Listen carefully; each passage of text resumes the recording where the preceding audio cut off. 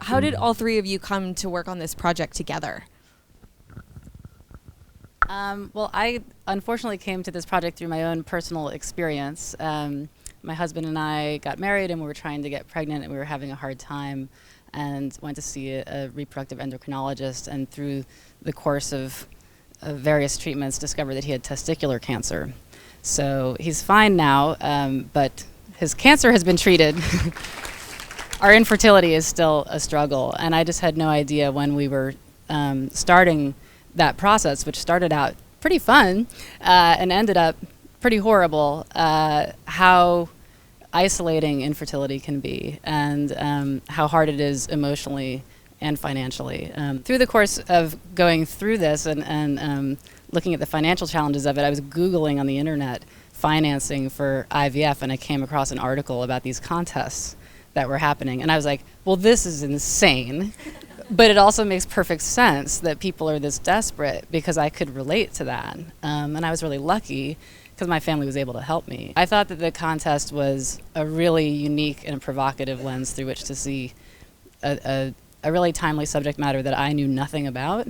And I think it's one of those things that if you haven't gone through it, you don't really know what it's like. And that's what I love about documentary film, is it allows us to experience someone else's journey. And these two, I mean, Linda, I met her on day one at the clinic, and we called the clinic, and I was like, they're never going to give us permission to do this. Like, because the New York Times article was like, exploitative contest, and here I was, hoity-toity filmmaker calling. But, you could see Dr. Schur's not too afraid of putting himself out there. And on day one, Linda just asked patients, would you let this girl come in with a camera? And I was amazed. That woman who's in the opening sequence of the film was from day one. How was it for both of you making the film and talking about this in this manner? So I come from a place where I'm a mom after IVF. I was diagnosed at 26 years old. I went through premature menopause. To all the young ladies in the room, it sucks. Just know that. But yeah, so it's a particular disease called premature ovarian failure or primary ovarian insufficiency. So I had gotten the diagnosis before my husband and I had even started trying to conceive. So out the gate, our doctor was like, you can either adopt, you can do IVF with donor eggs, or you can choose not to have children. That's your life path. Make a decision, fill me in. So I also do a lot of self-deprecating humor.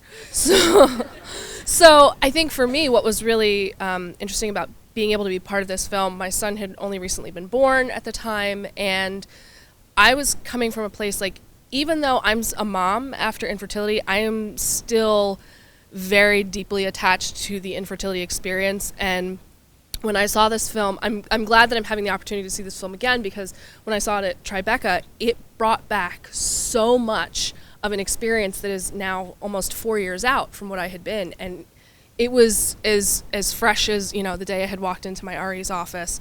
And so for me, I think it was just really important to be able to add a very personal experience about a realistic experience. I think Amanda did a wonderful job of portraying the patient experience and what folks are really going through, what this is really like, and it is really costing people, both in dollars and emotions. And so I was just really honored to be able to contribute in any way I could.